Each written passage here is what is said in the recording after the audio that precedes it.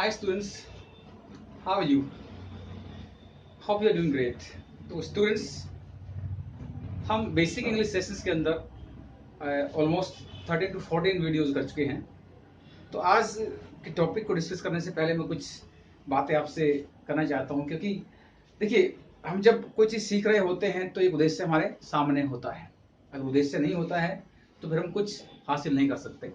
तो ये जो क्लासेज स्टार्ट की गई हैं इंग्लिश को लेकर के खासतौर से, तो इनके पीछे एक अहम जो मेरा एक विजन है वो यही है कि जो भी मेरे व्यूअर्स हों, जो भी मेरे देखने वाले हों, मेरे सुनने वाले हों, उनको ज़्यादा से ज़्यादा फायदा हो। वो जो चाहते हैं इन क्लासेस से मैं भी वही दे पाऊँ, और इसके लिए बेहद जरूरी है कि आप इन क्लासेस में रेगुलर रहें और वीडियो को पूरा देखें, क्योंकि जब तक आप किसी टॉपिक के बारे में पूर्ण जानकारी नहीं लेते हैं तब तक आपकी जो लर्निंग है वो इनकम्प्लीट रहती है, वो अधूरी रहती है। और कहते हैं ना, little knowledge is a dangerous thing. अधूरा ज्ञान बहुत खतरनाक होता है। 2 मिनट के लिए वीडियो को देख लेना या जो है आधे वक्त के लिए वीडियो को देख लेना, इससे कंसेप्ट क्लियर नहीं होगा। देखिए, अगर आप सिंसियर नहीं है, अगर आप एक टॉपिक को पूरा नहीं समझना चाहते हैं, तो फिर मैं नहीं समझता कि आपको टाइम वेस्ट करना चाहिए, क्योंकि this is just the wastage of time. देखिए, टू बी वेरी फ्रैंक, मैं बहुत फ्रैंक होकर के, बड़ा ऑनेस्ट होकर के इस बात को कह रहा हूं, क्योंकि मैं यही चाहता हूं कि मेरे साथ जुड़ने वाले स्टूडेंट्स या जो व्यूवर्स वो हों जो एक्चुअल में इस चीज को सीखना चाहते हैं और एक कंसेप्ट को बिल्कुल पॉइंट टू पॉइंट समझना चाहते हैं। तो दैट इज वाई आप सबसे रिक्वेस्ट है कि आप वीडियोस को पूरा देखिए, और अगर वीडियोस को पूरा देख रहे हैं, आपको अच्छा लग रहा है, समझ में आ रहा है, तो लाइक भी आप करिए और कमेंट भी कीजिए, क्योंकि आपके लाइक्स और आपके कमेंट्स से ही एक मोटिवेशन हमारी तरफ भी आता है और बेहतर कुछ काम करने का मन करता है। तो ये आप सबसे एक जो है रिक्वेस्ट, पर आप सबको एक ही जश्न भी है। अगर आप सिंसियर हैं, अगर आप चाहते हैं कि आप में बदलाव आए, तो आप वीडियोस को देखिए, अदरवाइज प्लीज ना देखें। बिल्कुल देखने की आवश्यकता नहीं है, क्योंकि जरूरी नहीं है कि हर कोई पढ़े और हर किसी को अंग्रेजी बोलना आए। देखिए, अगर आपको इसको पर्सनली अपने ऊपर लेके जाएं तो प्लीज डोंट डू दैट। मैं ऐसा किसी को पर्सनली लेकर नहीं कह रहा हूं, लेकिन देखिए, भगवान ने हम सबको बनाया है और सभी इंसान सब कामों को नहीं कर सकते। अगर आपको लगता है कि आपको जिंदगी में चीज चाहिए, इसके बलबूते पे आपकी जिंदगी में बदलाव आ सकता है और आप में कुछ ना कुछ जिंदगी में बेहतरी आ सकती है, तो बिल्कुल आपको सीखना चाहिए। और अगर लगता है कि नहीं, जरूरत नहीं है, तो बिल्कुल भी नहीं सीखना चाहिए। अब बात कर लेता हूं मैं कि मैं जो क्लासेज ये कर रहा हूं, इसके पीछे मैं विजन की बात कर रहा था, एक उद्देश्य की बात कर रहा था। वो आपका भी होना चाहिए, तो ही मजा आने वाला है मुझे भी क्लासेज बनाने में और आपको भी सीखने में। प्लीज आपसे सबसे गुजारिश है, be sincere, be regular, and if you like the video, please like button को जरूर आप प्रेस कीजिए, ठीक है। उसके साथ साथ कमेंट सेक्शन में जाकर कमेंट जरूर कीजिए, ताकि हम वीडियोस को अगर कुछ कमियां हैं तो बेहतर हो पाए। मैं ये नहीं कह रहा हूं कि अगर आपको अच्छा लग रहा है तो ही आप कमेंट कीजिए, नहीं। अगर आपको कुछ चीजें समझ में नहीं आ रही हैं, हो सकता है जो है मेरे समझाने के तरीके में आपको लगे कि मजा नहीं आ रहा है या इंटरेस्टिंग नहीं है या तरीका में कुछ आपको कमी नजर आ रहा है, तो आप वो बात भी कमेंट कर सकते हैं, क्योंकि मैं भी यही चाहता हूं कि हम वो चीज दे पाए, उस तरीके से दे पाए जिस तरीके से आपको समझ में आता है, ठीक है। That is why please be regular, be sincere, और वीडियो को लाइक भी कीजिए। वीडियो को पूरा देखना है, वीडियो को आधा अधूरा नहीं छोड़ना है। आधी अधूरी चीजें कभी भी कोई परिणाम देके नहीं जाती। तो चलिए, ये वक्त जो लगाया है थोड़ा सा 2 मिनट का, 3 मिनट का, वो इसलिए लगा ताकि आपका जो आपका भी एक उद्देश्य, आपका भी एक विजन एक चीज के प्रति रहना ही चाहिए। तो हम ने लास्ट के कुछ सेशन में हमने साउंड्स को सीखा। हम जब लैंग्वेज के स्ट्रक्चर को कर रहे थे तो हमने देखा था कि लैंग्वेज का जब हम स्ट्रक्चर कर रहे थे, लैंग्वेज के हम ट्री को हम समझ रहे थे, तो वहां पे अगर आप ट्री वाले वीडियो को जाके वापस देखेंगे तो आपको पता चलेगा कि हम बिल्कुल सीक्वेंसली चल रहे हैं, सीक्वेंस में चल रहे हैं। हमने लास्ट के 3-4 सेशन के अंदर जो साउंड्स होते हैं, वबल साउंड्स एंड कॉन्सोनेंट साउंड्स, उनको डिस्कस किया। और आप आगे 2 या 3 सेशन, प्रोबेबली शायद 2 सेशन में मैं पूरा कर पाऊंगा। हम जो है प्रोनाउंसिएशन जो होता है, उच्चारण जो होता है, जो कि बहुत अहम पार्ट है किसी भी लैंग्वेज के अंदर, इंग्लिश के शब्दों का सही प्रोनाउंसिएशन आना बेहद जरूरी है। आप जितना बोलें सही बोलें, ठीक है। इसलिए हम अगले 2 सेशन जो होने वाले हैं, इनमें हम प्रोनाउंसिएशन पार्ट को लेकर के प्रैक्टिस करने वाले हैं। कुछ बेसिक चीजों को, कुछ बेसिक शब्दों को हम बोलने की प्रैक्टिस करने वाले हैं, कि जो है उनमें मैंने आज सबसे पहले लिए हैं, जैसे कि आप देख पा रहे हैं, आज डेज ऑफ वीक और जो नंबर्स होते हैं, जो हमारी काउंटिंग्स होती हैं, हम उनको कैसे प्रोनाउंस किया जाता है। बेसिकली एक छोटा बच्चा भी यहां से बिल्कुल कहते हैं पॉइंट टू पॉइंट उस चीज को सीख सकता है। अगर अगर आपके घर में कोई छोटा बच्चा, आप उसको भी ये वीडियो दिखाएंगे, उसको भी आप सामने साथ में बिठाएंगे तो बेहद अच्छी तरीके से उसको भी समझ में आने वाला है। तो दैट इज वाई ये बेसिक चीजें मैं लेके चल रहा हूं, ताकि हम जब उस लेवल से शुरू करें जो लेवल चाहिए हमें, तो वहां तक पहुंचने के लिए आपका बेसिक चीजें थोड़ा पुख्ता होनी चाहिए। तो देखते हैं नंबर्स और काउंटिंग जो की बात कर रहा हूं मैं, और जो डेज नेम है उनकी मैं बात कर रहा हूं, ठीक है, उनको कैसे प्रोनाउंस किया जाता है, उनका उच्चारण कैसे होता है। सो प्रोनाउंसिएशन पार्ट 1, इधर मैंने कॉलम में देख लीजिए आपको डेज नेम लिखे हुए हैं, इधर नंबर्स एंड काउंटिंग जो आप बोलते हो, संख्या या जो भी गिनतियां रहती हैं वो कुछ लिखे हुए हैं। अब देखिए लास्ट के कुछ सेशन से हमें ये बात समझ में आ गई है कि जो एक अल्फाबेट होता है, वो अल्फाबेट जब एक कॉन्सोनेंट और जो वावल साउंड्स मिलते हैं तो एक क्या बनता है, एक सिलेबल बनता है, जो कि सिलेबल क्या होता है, साउंड की सबसे छोटी यूनिट आपको बताई गई है और वो शब्द का हिस्सा होता है। जब कई सिलेबल मिल जाते हैं तो एक शब्द बन जाता है। ये सारी जानकारी मैंने लैंग्वेज ट्री वाले वीडियो के अंदर आपको दी है, अगर आप पहली बार आए तो जाके देख लीजिए, ठीक है। तो एक सिलेबल, कई सिलेबल मिलकर एक शब्द बनाते हैं। अब हमारे सामने शब्द तो आ गए, लैंग्वेज का ये शब्द रूप आ गया है ना, इनसे फिर वाक्य जाते हैं। तो हम ये जो शब्द है, एक शब्द में कई सिलेबल हो सकते हैं, ऐसा नहीं है कि वो उसमें एक ही सिलेबल होगा, दो ही होंगे, तीन ही होंगे, डिपेंड करता है कितना लंबा वो शब्द, उस पे उसके आधार पर उसमें कई सिलेबल होते हैं। तो देखते हैं ये कुछ सिलेबल हैं। जब सिलेबल की बात आती है तो एक छोटी सी बात आपको ध्यान रखनी है, एक सिलेबल में एक जो वोवल साउंड्स है वो होना जरूरी होता है, एक वोवल साउंड ही चाहिए एक सिलेबल में, बाकी कॉन्सोनेंट्स हो सकते हैं, ठीक है, कितने भी। तो यहां देखते हैं डेज नेम में सबसे पहले हमने पहला जो शब्द लिखा हुआ है यहाँ पे वो क्या है, MONDAY। अब देखिए जब प्रोनाउंसिएशन वाला पार्ट होता है ना, तो एक पर्टिकुलर सिलेबल पे स्ट्रेस किया जाता है।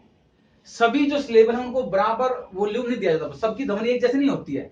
जो एक शब्द है उसमें कोई कोई एक सिलेबल ऐसा खास होता है या दो ऐसे खास होते हैं जिन पे ज्यादा स्ट्रेस किया जाता है, जिन पे ज्यादा जो है प्रेशराइज किया जाता है, ज्यादा वॉल्यूम आवाज ऊंची करनी पड़ती है, उस तरीके से उसका सही प्रोनाउंसिएशन निकलता। तो हमें वो बात पता होनी चाहिए। अगर मैं डेज नेम की बात करूं तो आपको एक बात ध्यान रखनी हमेशा, जब डेज नेम की बात करते हैं तो ये जो पहला सिलेबल है, हर एक डे का नाम है, उसका जो पहला सिलेबल है हमेशा उसको स्ट्रेस किया जाता है, उसको तेज बोला जाता है, ठीक है, उस पर स्ट्रेस लगाया जाता है, उस पर जोर लगाया जाता है। जो सेकंड सिलेबल है उसको हल्का रखा जाता है। देखिए जैसे पहला सिलेबल क्या है, अब देखिए इसमें एम है, एम एक कॉन्सोनेंट है, ठीक है, ये हमने ओ क्या है, ओ एक वॉवल साउंड हो गया, फिर से एन, ये कॉन्सोनेंट, तो दो कॉन्सोनेंट हो गए हैं, एक वॉवल साउंड, तो एक सिलेबल बन गया, ठीक है ना। ये क्या कहेंगे इसको, ये मौन नहीं है, दिस इज, यहाँ पे जो ओ है वो एक ही साउंड देगा, सो दिस इज मन, क्या बोलेंगे इसको, मन।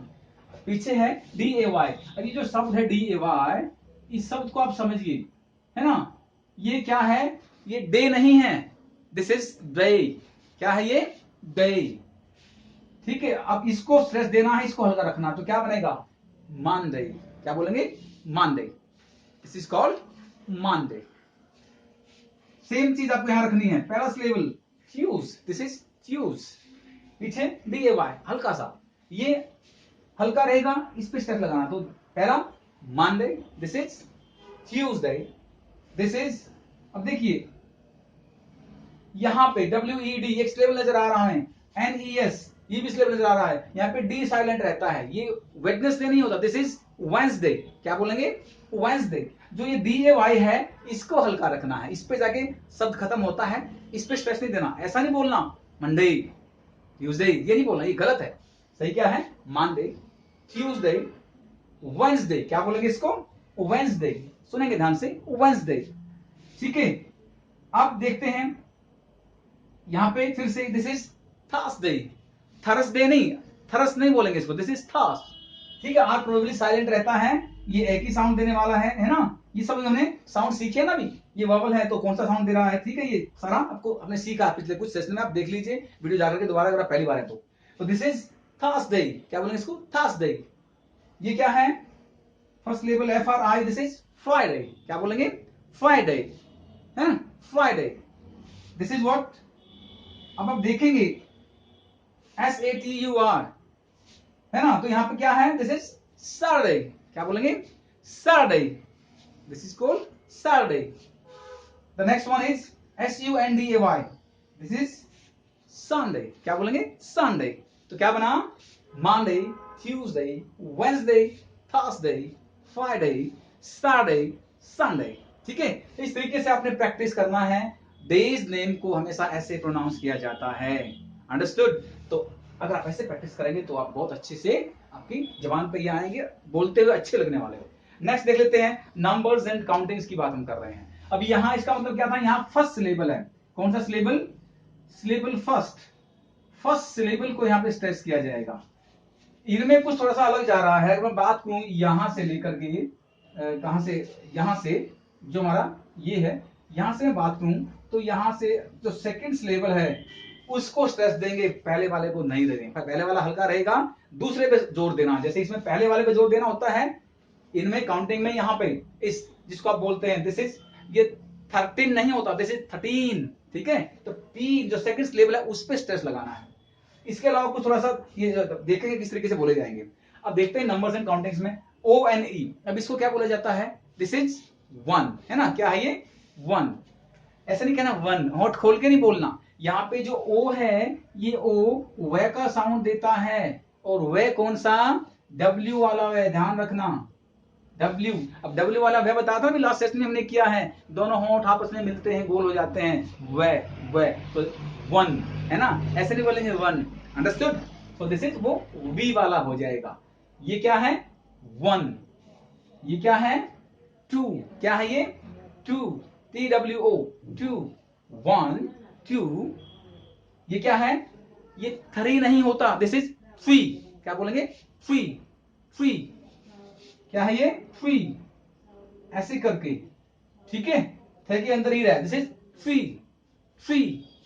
नेक्स्ट इज प्रोबेबली इसमें गलती करते हैं, ये क्या है, ये 4 नहीं, दिस इज 4, दिस इज 4। जो आर है उसको साइलेंट रखना, ए का साउंड देना, 4। द नेक्स्ट वन इज, ये देखो यहां पे क्या आ गया वी। अब वी में क्या बताया था, अपर टीथ लोअर लिप को टच करते हैं, अंदर की तरफ थोड़ा जाएगा ना, तो दिस इज वी। तो दिस इज 5, है? कुछ लोग 5 बोलते हैं, 5 बोलते हैं, नहीं, दिस इज 5, ठीक है? दिस इज 6, दिस इज 6, है ना? अंदर से यहां से पफ ऑफ एयर आपके स्टमक से यहां से उठना चाहिए आपकी, है ना? इस हिस्से से पूरा हवा का थक्का, दिस इज 6, है ना? 6 नहीं, 6। द नेक्स्ट वन इज, ये क्या है, SEVEN। फिर से देखो इस सब क्या बोलते हैं, ये सब 7 नहीं होता ना 7 होता, कुछ लोग इसको 7 कहते हैं, नो, रॉन्ग है ये। 7 तो मतलब होता है किसी चीज को खाने को 7 करना, खाना, वो 7 है, this is not 7, this is 7।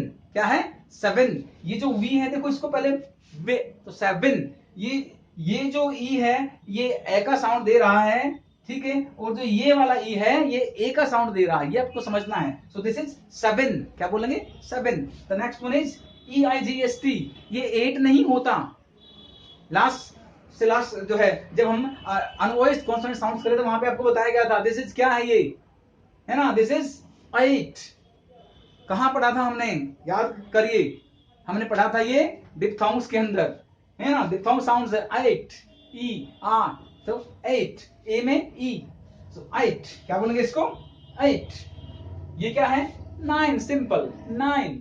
ये क्या है, ये 10 नहीं है, इसको भी गलत बोलते हैं बहुत सारे स्टूडेंट्स, 10 नहीं है ये जो ई है ये ए की साउंड देता है, ये ए की साउंड देता है, दिस इज 10।